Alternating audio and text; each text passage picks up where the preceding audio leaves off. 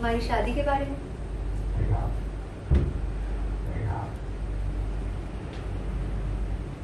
तुम्हारा दिमाग खराब हो गया है? शादी, हमारी शादी? कौन सी शादी? क्या बोल रही हो ये सब? क्या गलत बोला मैंने? शादी तो करनी है ना। तुमने तो मुझसे कहा था कि तुम मुझे चाहते हो, मैं सच्ची हूँ, तुम मेरे साथ रहना चाहते हो। इवन तुमने ये भी कहा था कि पार्वती से बहुत बेटर हूँ, कितना ख्याल रखती हूँ तुम्हारा, कितनी केयर है मुझे तुम्हारी, कितना समझती हूँ मैं तुम्हें। ये सब तुमने तो कहा था, भूल गए?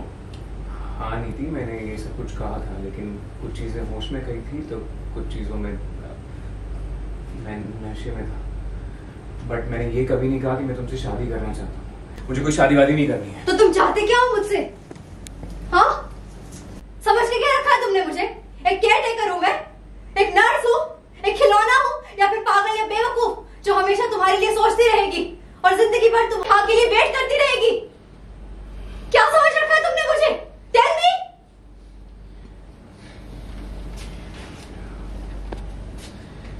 नीति, तुम मेरी एक अच्छी दोस्त हो। ओह प्लीज, अब ये मत बोलो कि सिर्फ अच्छी दोस्त हो तुम्हारी। मैं तुम्हारा पहला प्यार हूं संजू, तुम्हारी बीवी थी मैं, तुम्हारे होने वाले बच्चे की माँ थी मैं, और आज भी तुम्हारी केयर मैं ही कर रही हूँ, तुम्हारे साथ खड़ी हूँ जब पार्वती तुम्हें छोड़कर चली गई है।